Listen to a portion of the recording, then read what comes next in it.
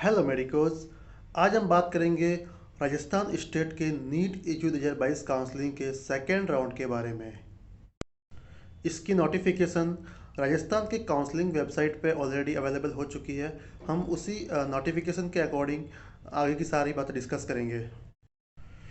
ये second round offline होगा, जिसमें हमें एप्लीकेशन फॉर्म और फीस डिपोजिशन ही ऑनलाइन करना है। बाकी choice filling and allotment offline होगा।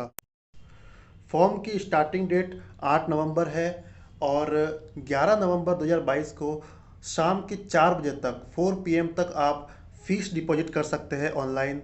और वही 11 नवंबर 2022 रात को 11:45 तक आप फॉर्म को सबमिट कर सकते हैं। इसका मतलब है कि आपकी सारी ऑनलाइन की जो प्रक्रिया है, रजिस्ट्रेशन करना और साथ में ही सारी फीस डिपॉजिट करना, ये काम आपको 11 नवंबर तक कर लेना है कंप्लीट। उसके बाद ही आप रजिस्टर्ड कैंडिडेट माने जाएंगे। जिन जिन लोगों ने रजिस्ट्रेशन किया होगा फर्स्ट राउंड और सेकेंड राउंड टोटल मिला के, उनकी एक कंबाइंड मेरिट लिस्ट जारी कर दी जाएगी 12 नवंबर 2022 को। साथ में ही कैटेगरी वाइज अलग अलग कैटेगरीज की भी प्रोविजनल मेरिट लिस्ट जारी की जाएगी। ये इस मेरिट लिस्ट में वही नाम होंगे जिन्होंने अप्लाई किया है। अगर आपने अप्लाई नहीं किया है, अगर आपने रजिस्ट्रेशन नहीं किया राजस्थान की काउंसलिंग में, तो आपके नाम इस मेरिट लिस्ट में नहीं आएंगे। तो अगर आपको राजस्थान की सेकेंड राउंड में पार्ट लेना है, अगर आपने फर्स्ट राउंड में पार्ट नहीं लिया है, तो आपको सेकेंड राउंड के लिए 8 नवंबर से 11 नवंबर के बीच आपको अप्लाई करना पड़ेगा। आपको एप्लीकेशन फॉर्म भरना पड़ेगा और साथ में ही फीस डिपॉजिशन करना पड़ेगा।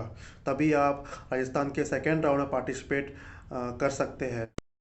चलिए अब हम लोग बात करते हैं सिक्योरिटी फ़ीस के बारे में। सिक्योरिटी फ़ीस कितनी कितनी पे करनी है। अगर आप अप्लाई कर रहे हैं गवर्नमेंट सोसाइटी कॉलेज, यानी कि नई मेडिकल कॉलेज जो खुली है सारी, उनके उनके लिए, और आरयूएचएस मेडिकल कॉलेज के लिए अप्लाई करना चाहते हैं, तो आपको सिक्योरिटी अमाउंट पे करना पड़ेगा। जनरल कैंडिडेट के लिए 10,000 और SC ST OBC MBC candidate के लिए 5,000 पेमेंट करना पड़ेगा सिक्योरिटी अमाउंट। और प्राइवेट में अगर आप एडमिशन लेना चाहते हैं, प्राइवेट के लिए अगर आप काउंसलिंग के लिए अप्लाई करना चाहते हैं, तो हर कैटेगरी के लिए आपको 1 लाख रुपए सिक्योरिटी अमाउंट पे करना पड़ेगा। अगर आप प्राइवेट में करना चाहते हैं, तो आपके गवर्नमेंट की जो फीस है 10,000 5,000 वो आपको पे नहीं करनी है। आपके 1 लाख के अंदर ही आपका प्राइवेट और government society college RUHS CMS सबकी काउंसलिंग एक साथ में ही मानी जाएगी। सिक्योरिटी अमाउंट सबका साथ में ही रहेगा अगर आपको प्राइवेट में अप्लाई करना है तो। अगर ये अमाउंट आपने फर्स्ट राउंड में ऑलरेडी पे कर चुके हो, तो आपको सेकेंड राउंड में ये अमाउंट अलग से पे करने की ज़रूरत नहीं है। इसके साथ ही अगर आपने राउंड फर्स्ट में पार्ट लिया था और आपने उस टाइम गवर्नमेंट सोसाइटी कॉलेज और RUHS CMS के लिए अप्लाई किया था, यानी कि आपने उस टाइम सिक्योरिटी अमाउंट 10,000 या 5,000 पे किया था, और इस टाइम सेकेंड राउंड में आप प्राइवेट कॉलेजेस के लिए अप्लाई करना चाहते हैं, तो आपको जो रिमेनिंग पेमेंट है वो आपको सेकेंड राउंड में पे करना है। पूरा 1 लाख रुपए नहीं करना है। फॉर एग्जांपल, अगर आपने 5,000 पे किया था, तो आपको रिमेनिंग अमाउंट यानी कि 95,000 आपको सेकेंड राउंड में पे करना है। अगर आपने 10,000 किया था, तो आपको 90,000 पे करना है सेकेंड राउंड में। आपको पूरा अमाउंट पे करने की ज़रूरत नहीं है, यानी कि 1 लाख रुपए पे करने की ज़रूरत नहीं है। अगर आपने फर्स्ट राउंड में सिर्फ गवर्नमेंट के लिए अप्लाई किया था और सेकेंड राउंड में अगर आप प्राइवेट के लिए अप्लाई करना चाहते हैं, तो आपको ओनली रिमेनिंग अमाउंट ही पे करना है 1 लाख में। ऑनलाइन एप्लीकेशन के बाद अब हम लोग बात करते हैं ऑफलाइन मोड के बारे में, यानी डॉक्यूमेंट वेरिफिकेशन एंड अलॉटमेंट के बारे में। Offline mode government dental college, जिसे हम RUHS college of dental science भी कहते हैं, जो कि जयपुर में है, वहाँ पे होगा। फर्स्ट ऑफ ऑल 13 नवंबर को कुछ कैंडिडेट्स, यानी जैसे कि डिफेंस, पैरामिलिट्री, NRI और PWD यानी पर्सन विद डिसेबिलिटी स्टूडेंट्स के लिए 13 नवंबर को डॉक्यूमेंट वेरिफिकेशन और अलॉटमेंट होगा। इसके लिए 13 नवंबर को जो student defence, paramilitary, NRI candidate और PWD कैंडिडेट्स जो है, आपको 13 नवंबर को फिज़िकली अपेयर होना है गवर्नमेंट डेंटल कॉलेज में। वहाँ आपके सारे डॉक्यूमेंट्स जो है आपको साथ में लेके जाना है। सारे डॉक्यूमेंट आपके पास होने चाहिए। सारे ओरिजिनल डॉक्यूमेंट वेरिफिकेशन के साथ ही आपको उसी दिन अलॉटमेंट भी हो जाएगा। अगर आप एनआरआई कैंडिडेट है और आपको 13 नवंबर को एनआरआई कोटे से सीट मिल जाती है, तो उसके बाद आप जो नॉन एनआरआई सीट्स रहेगी, जो नॉन एनआरआई अलॉटमेंट रहेगा 14 तारीख से 14 नवंबर से, उसमें आप अप्लाई नहीं कर सकते हैं। आपको 13 नवंबर को जो सीट मिली है उसमें ही आप एडमिशन ले सकते हैं, अगर आपको एनआरआई कोटे से सीट मिल चुकी है 13 नवंबर को। पीडब्ल्यूडी यानी पर्सन विद डिसेबिलिटी स्टूडेंट्स को 13 नवंबर को अपना पीडब्ल्यूडी सर्टिफिकेट, जो कि एमसीसी द्वारा जो एक लिस्ट जारी की गई है हॉस्पिटल्स की, किस किस हॉस्पिटल्स किस किस कॉलेज से आप इशू करवा सकते हैं अपना डिसेबिलिटी सर्टिफिकेट, वो सर्टिफिकेट साथ में लेके जाना है। गवर्नमेंट डेंटल कॉलेज आप अपना वेरिफिकेशन करवाने जाएंगे तो आपको वो डिसेबिलिटी सर्टिफिकेट साथ में लेके ही जाना है, तभी आप एक पीडब्ल्यूडी कैंडिडेट माने जाएंगे। इसके बाद बाकी के स्टूडेंट्स के लिए अलॉटमेंट प्रक्रिया चालू होगी 14 नवंबर को।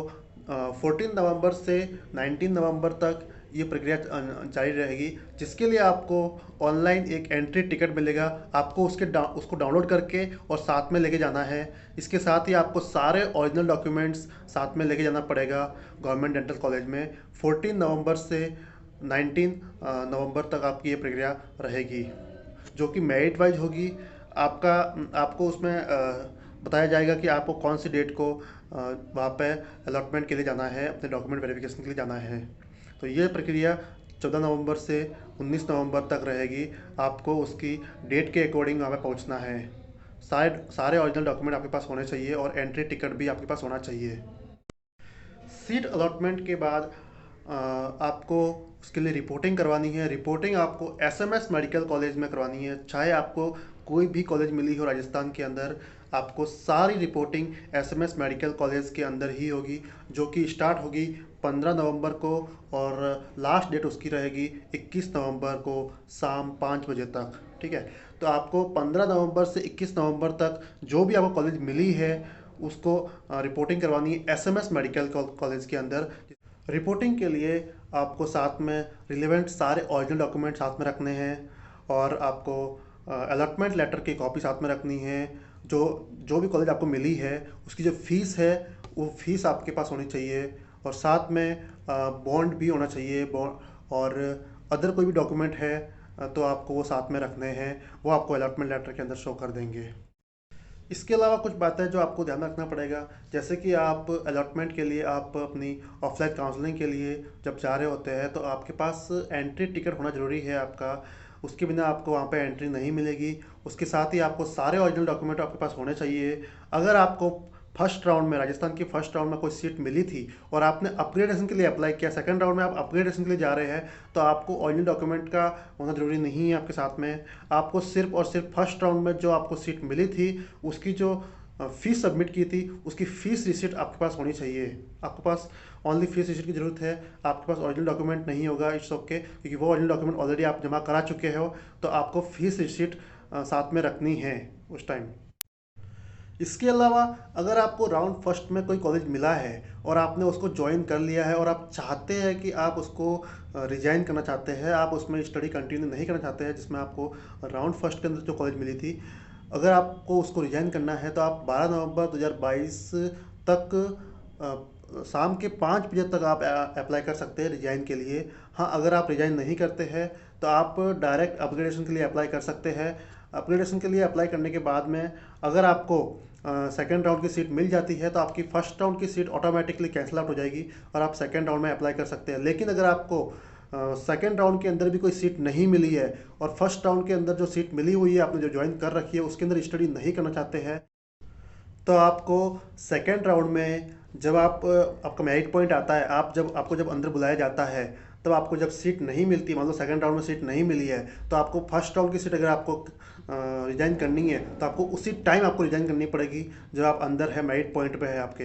एक बार आप वापस बाहर आ गए, मेरिट पॉइंट से आप वापस बाहर आ गए, तो उसके बाद आप वापस फर्स्ट राउंड की सीट को भी रिजाइन नहीं कर सकते हैं। तो आपको अगर फर्स्ट राउंड की सीट को रिजाइन करना है तो आपको उसी टाइम करना पड़ेगा जब आपका मेरिट पॉइंट आता है, आप अंदर जाते हैं, आपको अंदर बुलाया जाता है और आपको सीट उस टाइम सेकेंड राउंड में भी सीट नहीं मिलती है, और आपको उसी टाइम फर्स्ट राउंड की सीट को भी रिजाइन करना पड़ेगा। और अगर आप चाहते हैं कि आपको फर्स्ट राउंड की सीट जो मिली है उसमें भी आप स्टडी कंटिन्यू नहीं करना चाहते हैं, तो अगर आप उस टाइम राउंड फर्स्ट की जो सीट है उसको आप रिजाइन कर लेते हैं तो आपकी जो राउंड फर्स्ट की सिक्योरिटी अमाउंट थी वो डिडक्ट नहीं होगी, वो सिक्योरिटी अमाउंट आपकी सेफ ही रहेगी।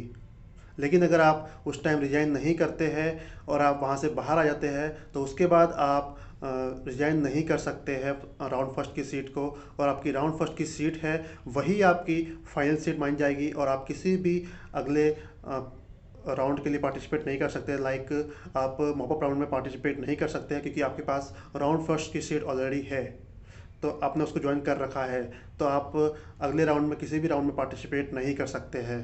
तो इसलिए अगर आपको मॉपअप राउंड में पार्टिसिपेट करना है और आपको सेकेंड राउंड में सीट नहीं मिली है तो आपको फर्स्ट राउंड की सीट उसी टाइम आपको रिजाइन करनी पड़ेगी जब आपका एंट्री पॉइंट आता है। Thank you for watching this video. अगर आपको ये वीडियो थोड़ी सी भी हेल्पफुल लगी है तो वीडियो को लाइक कर देना। अगर आप नए हैं तो इसको सब्सक्राइब कर देना, और अगर आपका कोई भी सवाल है, कोई क्वेरी है तो आप कमेंट सेक्शन में क्वेश्चन कर सकते हैं, और साथ ही अपने दोस्तों को भी शेयर करें ताकि उनको भी थोड़ी सी हेल्प मिल सके। Thank you.